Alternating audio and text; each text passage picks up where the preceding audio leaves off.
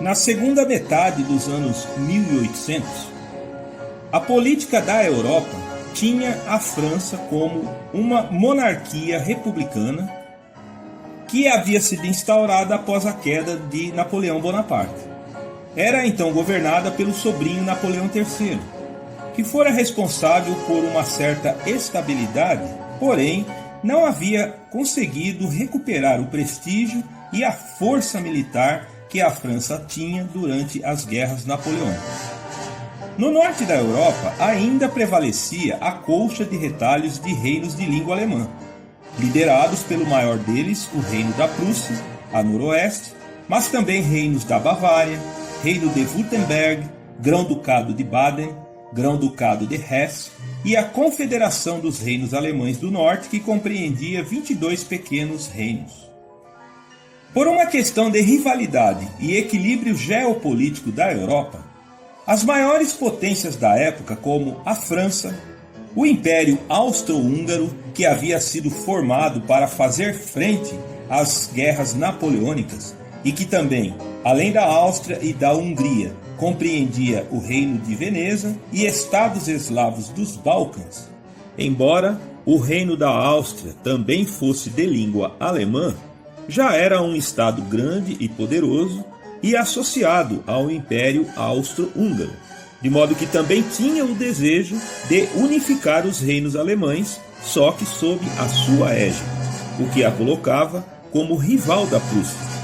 Estes posicionamentos antagônicos também causaram o confronto militar da Guerra Austro-Prussiana, ou a chamada Guerra Alemã. Também o Reino da Inglaterra e o Reino da Espanha, todas essas potências europeias temiam pela formação de um grande e poderoso Estado alemão unificado. Otto von Bismarck, na ocasião primeiro-ministro da Prússia e a serviço do rei Guilherme I, era o chefe do governo e comandava os assuntos políticos do Reino da Prússia. Ele sonhava em unificar os reinos alemães e constituir uma grande Alemanha, ou o segundo Reich, já que o primeiro Reich havia sido o Sacro Império Romano Germânico. O pivô da confusão e o pretexto para a Prússia e outros reinos alemães declararem guerra à França fora a discussão sobre a sucessão do trono espanhol, que poderia ser preenchido, segundo as heranças monárquicas das famílias europeias, por um alemão. Porém, a França se opunha ferozmente a isso. Após provocações de ambos os lados dos reinos, tanto franceses como alemães, a França declara guerra à Prússia na segunda metade do ano de 1870 e deflagra a Guerra Franco-Prussiana. Estando a Prússia melhor preparada, já que os reinos alemães estavam indo bem com a industrialização que ocorria no norte da Europa, ela já entrou no conflito em melhores condições de lutar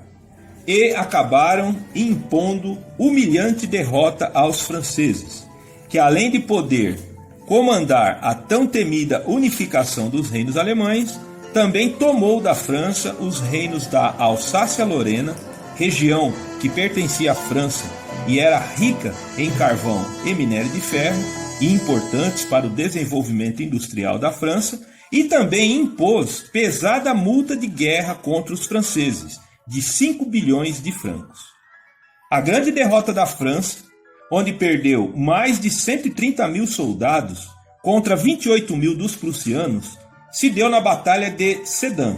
onde Napoleão III, que comandava pessoalmente as tropas francesas, fora capturado e com isso deposto do cargo de imperador, sendo que a Prússia impôs à França a instituição da Terceira República. Já que a França e a Áustria haviam sido derrotadas pelas forças militares da Prússia, e sendo elas as principais opositoras da formação de um Estado alemão unificado, a oficialização da criação do tão sonhado Império Alemão se deu mediante a assinatura de tratado em Frankfurt, em 10 de maio de 1871. Isto causou fortes ressentimentos na sociedade francesa, cujas tensões viriam à tona no futuro. A derrota humilhante da França frente aos prussianos e a prisão do imperador Napoleão III novamente provocaram inquietação e manifestações populares pelas ruas de Paris. Com o imperador preso, a França foi obrigada pelos prussianos a instituir um governo provisório liderado por Adolphe Thiers, que era favorável aos prussianos e que adotou, segundo a população, uma atitude covarde e benevolente frente à Prússia vencedora. Novamente, as ruas de Paris se encheram de manifestantes violentos e exaltados, na maioria operários das fábricas dos burgueses que já estavam bem doutrinados com as ideologias socialistas do Conde de Saint-Simon, Robert Owen, Friedrich Engels e Karl Marx. Colocando para correr de Paris as autoridades deste governo provisório e instalando então um governo local denominado a Comuna de Paris, governaram a capital francesa por 70 dias e reivindicavam ensino gratuito e obrigatório, direito à apropriação das fábricas dos burgueses pelos operários e prorrogação do prazo do vencimento dos aluguéis a serem pagos pelos funcionários que trabalhavam sob pagamentos baixos, alta carga horária de trabalho e condições de saúde e segurança precários. Isto resultou num confronto terrível entre as forças voluntárias populares da Comuna de Paris contra o exército francês, dessa vez apoiado pela Prússia, onde calcula-se em 25 mil mortos e mais 15 mil presos. Porém, movimentos, sindicatos, cooperativas e partidos políticos de toda a França, bem como de toda a Europa, viram no ato insurgente da Comuna de Paris uma referência de que é possível o proletariado tomar o poder, onde a Comuna de Paris fora considerada a primeira instituição que impôs um governo popular de toda a história. Após estes graves incidentes políticos que mais uma vez teve a França como palco central, seguiu-se a partir de 1870 uma fase de recessão econômica, mas que produziu um fenômeno resultante da famosa lei da oferta e procura. Com os baixos salários e o desemprego, as fábricas dos burgueses produziam e vendiam cada vez menos, de modo que foram forçados a baixarem os preços, as margens de lucro, e este fenômeno acabou se espalhando por praticamente toda a Europa e até para as colônias na África e na Ásia. Passados 10 anos, ocorrera então uma situação de equilíbrio entre os agentes econômicos, como a redução da margem de lucro, a estabilidade das moedas, melhora do poder de compra das classes operárias e a economia da maior parte dos países europeus e dos Estados Unidos começaram a crescer. Isto fez as tensões geopolíticas da Europa relaxarem, de modo que o continente europeu, bem como os Estados Unidos, viveriam um período de final do século XIX sem guerras, onde esta fase seria apelidada de Belle Époque. No campo da educação e da ciência, avanços foram conquistados à medida que o ensino era democratizado e as invenções produzidas pelos cientistas iam sendo lançadas no mercado e melhorando a qualidade de vida da população. Invenções revolucionárias foram disponibilizadas para o público, como o cinema, a bicicleta, automóvel, telefone e principalmente a eletrificação trazia conforto e dava acesso aos aparelhos e máquinas que cada vez se mostravam mais rápidas, eficientes, automatizadas, a um baixo custo operacional e sem poluir o meio ambiente. As coisas começaram a caminhar bem e uma onda de otimismo começou a pairar sobre a Europa e os Estados Unidos, a ponto de filósofos como o francês Auguste Comte e o inglês John Stuart Mill formularem a teoria do positivismo, uma doutrina filosófica não religiosa que preconizava como a única forma de o ser humano, bem como a sociedade, de evoluir em capacidades e conhecimento é através da ciência e do empirismo, mas que sejam atrelados a uma ética não teológica ou metafísica, mas simplesmente uma ética humana, onde, a partir daí, o ser humano deve se preocupar em como fazer as coisas, antes de o porquê das coisas. Auguste Comte chegou a propor até uma nova religião, a religião da humanidade, cujo lema seria o amor por princípio e a ordem por base, bem como o progresso por objetivo, viver às claras e viver para o próximo. Auguste Comte foi o criador da palavra altruísmo, palavra essa que resume o ideal da religião da humanidade. Também, John Stuart Mill, talvez o filósofo inglês mais influente do século XIX, além de concordar com a ideologia do positivismo, também nos seus trabalhos e livros como Princípios da Economia Política, também Ensaio sobre a Liberdade, e também Sujeição das Mulheres e 3 ensaios sobre a religião, defende a liberdade do cidadão na questão política, econômica e de expressão,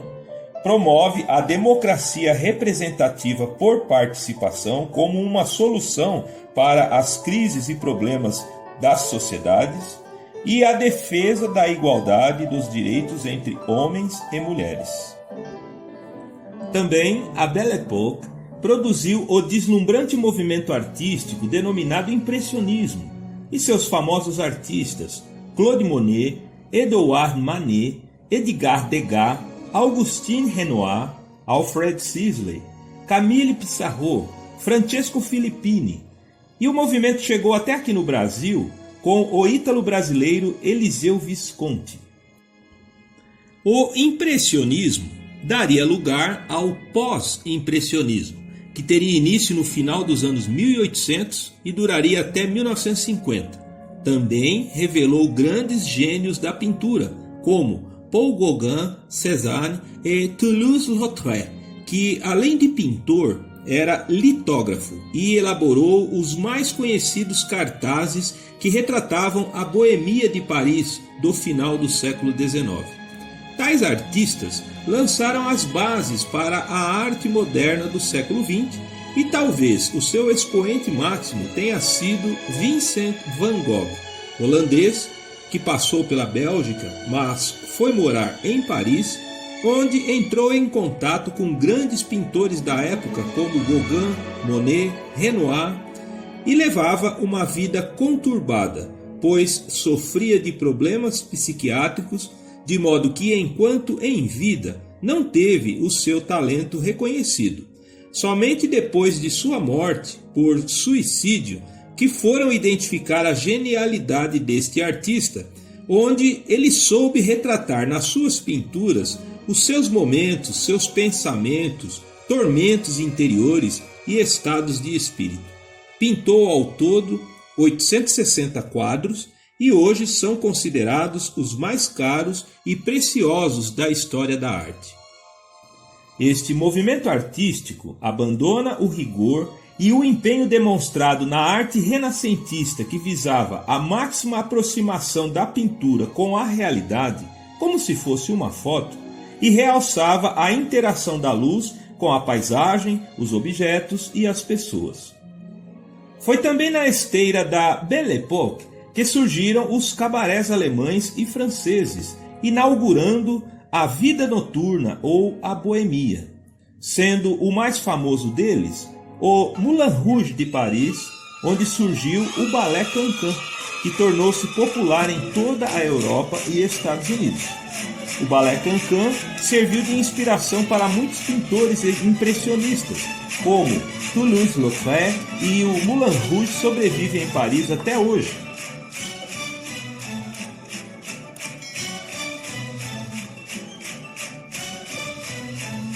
A principal atração dos cabarés e do Moulin Rouge, por exemplo, era apresentar um ambiente alegre, agradável, descontraído e artístico, onde as pessoas poderiam assistir às apresentações, dançar, beber, comer e passar momentos agradáveis. É apenas no Brasil que a expressão cabaré tem a conotação de casa de prostituição. Após a Revolução Francesa e a recessão surgida após a Guerra Franco-Prussiana, os grandes chefes de cozinha, que antes trabalhavam para as monarquias, os nobres e os burgueses, agora desempregados, se viram obrigados a empreenderem seus próprios negócios, os chamados bistrôs, onde, na frente de suas próprias residências e com a ajuda dos familiares, forneciam refeições de qualidade, mas sem serem anunciadas numa carta, e sim informados pelos proprietários. A Belle Époque fez esses tipos de negócios se proliferarem e prosperarem em Paris. A principal mudança de comportamento que a Belle Époque produziu num primeiro momento na Europa, depois Estados Unidos e depois as grandes cidades ao redor do mundo, fora o hábito de sair à noite para frequentar cinemas, teatros, balé cancan, cabaré, lanchonetes, bares, enfim. As pessoas saíam tarde da sua diversão, às vezes adentravam altas horas da madrugada e tinham a necessidade de se alimentar. Foi então que Thomas Buckley, em 1893, em Massachusetts, nos Estados Unidos, decidiu alugar um vagão que ficava estacionado em frente a uma esquina onde tinha um cinema. Ele deu a ideia para muita gente, que depois resultou nos famosos e típicos diners americanos, que apresentam inclusive um formato e um design característico. Também Walter Scott, um jovem que trabalhava num jornal em Rhode Island e que gostava de criar sanduíches e vendê-los para os colegas de trabalho, decidiu montar em uma carroça, equipada com utensílios e equipamentos, para fazer sanduíches e vendê-los de forma ambulante. Em pouco tempo, as cidades da costa americana, principalmente da costa leste, estavam repletas de carrocinhas que passavam em frente aos cinemas, teatros, casas de show para faturarem alto.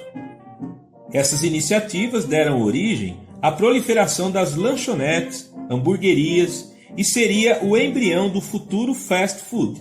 E também concorreram para colocar o lanche de hambúrguer e hot dog entre os preferidos dos americanos. Também deram a ideia para a chamada comida de rua, vendida nos carrinhos nas esquinas, tão popular e frequente no mundo todo.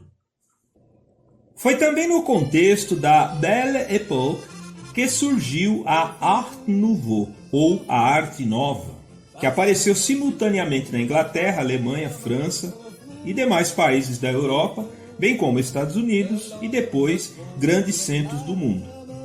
Embora sendo um movimento artístico, não se restringia apenas à pintura, mas às decorações, à arquitetura, objetos ornamentais, afrescos, cerâmicas, vitrais, ornatos e produtos industrializados como os vasos, estátuas, lustres, gravuras e várias outras utilidades decorativas. Muitos restaurantes que funcionam até hoje tiveram seus projetos arquitetônicos concebidos na Belle Époque a partir dos anos 1890 e sob o conceito de Art Nouveau, onde hoje estão espalhados por toda a Europa e são verdadeiros monumentos a essa época, como, por exemplo, o restaurante La Fermette Marbeau, em Paris. Também em Paris, o Bouillon Julien, e o famoso Le Train Bleu, ou o Trem Azul, que fica no saguão de uma estação do metrô de Paris, que é um monumento histórico tombado desde 1972. A outra verdadeira instituição surgida na França, na Belle Époque, que perdura até hoje, é o Guia Michelin, um guia turístico lançado pela primeira vez na virada do século XIX para o século XX